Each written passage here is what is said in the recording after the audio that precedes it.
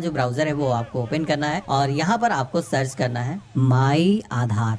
तो हमारे सामने सरकार की जो ऑफिशियल वेबसाइट है आ जाएगी। इसका जो लिंक है हमने वीडियो के डिस्क्रिप्शन में भी दे रखा है, जहाँ से भी आप डायरेक्टली इस पोर्टल पर आ सकते हो।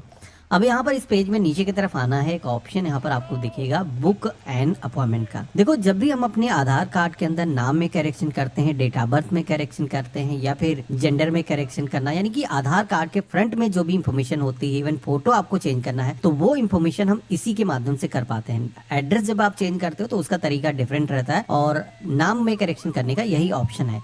तो हमने इसका सिलेक्शन किया है। अब हमारे सामने दो ऑप्शन आएंगे, एक तो है मोबाइल ओटीपी, दूसरा है ईमेल आईडी वाला। तो हम मोबाइल वाले ऑप्शन पे क्लिक करेंगे और इसके बाद में हमें अपना जो नाम है वो यहाँ पर दर्ज करना है और अपना जो मोबाइल नंबर है जो भी वर्तमान में है, ऐसा कोई जरूरी नहीं है कि पहले से आपके आधार से आपका मोबाइल नंबर लगा हुआ हो, नया नंबर भी आप दर्ज कर सकते हो। कैप्चा कोड सेम यहाँ पर आप दर्ज करोगे और इसके बाद में सेंड ओटीपी के ऑप्शन पे क्लिक करोगे। तो इस तरीके से जो भी नंबर आपने दर्ज किया होगा इस पर वेरिफिकेशन क्लिक ओटीपी जाएगा, वो कोड आप यहाँ पर दर्ज करोगे और इस तरीके से लॉगिन हो जाओगे। अब लॉगिन होने के बाद में हमें यहाँ पर सेंटर अपॉइंटमेंट का एक ऑप्शन दिखेगा, तो हम इसी ऑप्शन पे क्लिक करेंगे। तो इसके बाद में हमारे सामने कुछ इस तरीके का इंटरफेस आएगा, जहाँ पर सबसे पहले तो आपको अपना जो एज ग्रुप है वो सेलेक्ट करने के लिए कहा जाएगा। तो यहाँ पर पहला ऑप्शन है 0 से 5 ईयर।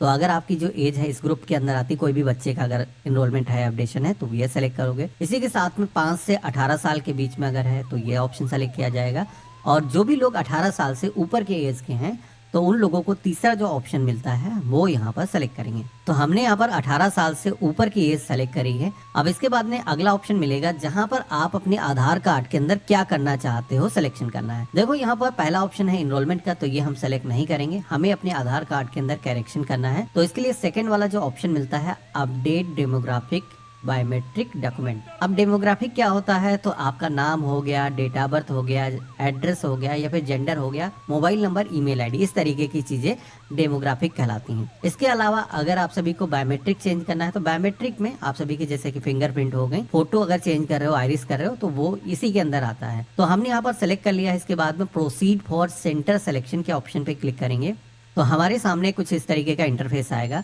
जहां पर हमें दो मेथड दिए गए हैं। एक तो है यहाँ पर एरिया का जो पिन कोड है वो हम दर्ज करके सर्च करेंगे तो हमारे आसपास में जो भी सेंटर्स होंगे उनकी लोकेशन यहाँ पर आ जाएगी। दूसरा है सर्च सेंटर नियर मी का, जिसमें कि आप यहाँ पर रेंज सेलेक्ट कर सकते हो कि हमारे एरिया के अंदर 20 किलोमीटर 50 किलोमीटर के अंदर जो भी सेंटर है वो आपको दिख जाए। तो ये भी यहाँ पर ऑप्शन दिया गया है। तो यहाँ पर सबसे आसान तरीका है पिन कोड को इंटर करने का, तो हम यहाँ पर दर्ज करेंगे और इसके बाद में सर्च करेंगे। तो आप यहाँ पर देखोगे कि हमारे घर के आसपास में जो भी सेंटर्स हैं, जो कि कुछ पोस्ट ऑफिस के अंदर हैं और कुछ यूआईडीआई की तरफ से खुद से चलाए जाते हैं जो सेंटर हैं, वो यहाँ पर दिखाए गए हैं। तो यहाँ पर आप जिस भी सेंटर पर जाना चाहते हो आपको यहाँ पर उसके अंदर डेट अवेलेबिलिटी दिख जाती है कि यहाँ पर किस डेट के अंदर अपॉइंटमेंट अवेलेबल है। तो किसी भी एक सेंटर का नाम आप सेलेक्ट करोगे तो यहाँ पर हमें बुक के ऑप्शन पे क्लिक करना है और इसके बाद में एक कैलेंडर आएगा जहाँ पर आपको डेट चूज करना है जिस भी डेट में आप अपना आधार कार्ड का करेक्शन कराना चाहते हो। और इसके बाद में टाइम स्लॉट भी चूज करने के लिए कहा जाएगा कि किस समय पर आप फ्री रहोगे, किस समय पर अपना आधार कार्ड में करेक्शन आप करा सकते हो। तो यहाँ पर टाइम भी चूज कर लेना है और इसके बाद में सेलेक्ट के ऑप्शन पे क्लिक करके आगे बढ़ना है। कन्फर्म एंड प्रोसीड के ऑप्शन पे क्लिक करना है। तो अब आप सभी के सामने नेक्स्ट जो पेज आएगा जहां पर आप सभी को अपने आधार कार्ड के अंदर करेक्शन करने के लिए सबसे पहले तो यहाँ पर अपना जो नाम है वो दर्ज करने के लिए कहा जाएगा। तो यहाँ पर नाम में ही अगर करेक्शन है तो नया जो भी नाम आपका है वही नाम आपको यहाँ पर दर्ज करना है।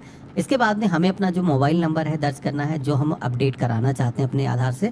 अगर पहले से लिंक है तो वही आप यहाँ पर दर्ज कर सकते हो। इसके बाद में यहाँ पर आधार नंबर मांगा जाएगा, तो हमने यहाँ पर आधार नंबर दर्ज किया है और इसके बाद में नेक्स्ट के ऑप्शन पे क्लिक करेंगे। अब हमारे सामने सेलेक्ट करने का ऑप्शन आ जाएगा कि आप अपने आधार कार्ड के अंदर क्या करेक्शन करना चाहते हो। तो यहाँ पर आप देख पा रहे होगे जैसे कि नाम में करेक्शन है, डेट ऑफ बर्थ में करेक्शन है, जेंडर में करेक्शन है, मोबाइल नंबर, इवन फोटो आपको चेंज करना है, तो सारे ही ऑप्शन यहाँ पर दिए गए हैं। मेरे केस में आप देखोगे कि बायोमेट्रिक अपडेट ये जरूरी यहाँ पर मैंडेटरी लगा हुआ है, ये हम डी सेलेक्ट करेंगे तो नहीं कर पाएंगे। और ये करना कुछ आधार कार्ड के अंदर ज़रूरी हो जाता है, क्योंकि सरकार की तरफ से कहा जाता है कि समय समय पर अपने आधार को अपडेट भी रखना चाहिए। अब हमें नाम में करेक्शन करना है तो नाम सेलेक्ट करेंगे। अगर किसी को डेट ऑफ बर्थ में भी अगर किसी का करेक्शन है तो वो यहाँ पर सेलेक्ट करेगा। यहाँ पर जो भी सिलेक्शन आप करते हो, जैसे कि मोबाइल नंबर, ईमेल आईडी भी साथ ही के अंदर हम चेंज कर सकते हैं। तो यहाँ पर हम जो भी करेक्शन करना चाहते हैं सिलेक्शन करेंगे और इसके बाद में नेक्स्ट करेंगे। अब नेक्स्ट के ऑप्शन पे क्लिक करते ही हमारे सामने वो सारी इन्फॉर्मेशन दर्ज करने का ऑप्शन आ जाएगा जो आप अपने आधार कार्ड पर सुधारना चाहते हो। तो जैसे कि हम नाम सुधारना चाहते हैं, नाम हम अपना यहाँ पर दर्ज करेंगे और जो भी नया नाम हम रख रहे हैं वो यहाँ पर फिल करेंगे और इसके बाद में प्रूफ ऑफ आइडेंटिटी के ऑप्शन पे क्लिक करेंगे। तो यहाँ पर इस नाम को लाने के लिए कौन सा डॉक्यूमेंट आप दे रहे हो, इसके अंदर बहुत सारे डॉक्यूमेंट के ऑप्शन दिए गए हैं, जैसे कि आप अपना वोटर आईडी कार्ड दे सकते हो, ड्राइविंग लाइसेंस हो गया, इसके अलावा पैन कार्ड आपका हो गया, पासपोर्ट अगर आपके पास में है वो आप यहाँ पर दे सकते हो, इसके अलावा किसान फोटो पासबुक हो गया, पेंशनर आईडी हो गया और इसके अलावा गजट नोटिफिकेशन का भी ऑप्शन यहाँ पर दिया गया है। तो जो भी आपके केस में डॉक्यूमेंट एप्लीकेबल है वो यहाँ पर इस लिस्ट में से सिलेक्ट करना होगा। अच्छा, नाम के अंदर जब भी आप करेक्शन करते हो तो एक चीज़ यहाँ पर बता देता हूँ, तो नाम को करेक्शन करने को दो कैटेगरी के अंदर हम डिवाइड कर सकते हैं। एक तो होता है कि माइनर नाम के अंदर कोई करेक्शन है, तो माइनर नाम के अंदर अगर करेक्शन है तो वो आपका जो भी डॉक्यूमेंट आप दे रहे हो इसके जरिए हो जाता है। लेकिन अगर आपके नाम के अंदर मेजर कोई करेक्शन है, जैसे कि मान लो पूरा का पूरा नाम अगर आप बदल रहे हो, तो उस केस में अभी नए रूल के अकॉर्डिंग गजट नोटिफिकेशन जरूरी हो चुका है। एग्जाम्पल से समझते हैं, जैसे कि आपका जो नाम है उसके अंदर कोई डबल ए लग गया है और उसमें सिंगल ए होना चाहिए, या फिर आई की जगह ई लग गया है या डबल ई हो गया है, उसको सिंगल करना है। तो इस तरीके की जो माइनर इश्यूज हैं उनको आप फिक्स कर सकते हो। उसके लिए आपको गजट नोटिफिकेशन की ज़रूरत नहीं होती है। लेकिन अगर आपका जो नाम है पूरा का पूरा बदला जा रहा है तो उस केस में आपको गजट नोटिफिकेशन चाहिए होता है, जो कि दिल्ली से बनता है। उसकी एक सीडी भी बनती है, उसका एक अलग प्रोसेस है गजट नोटिफिकेशन से अगर करेक्शन करना है।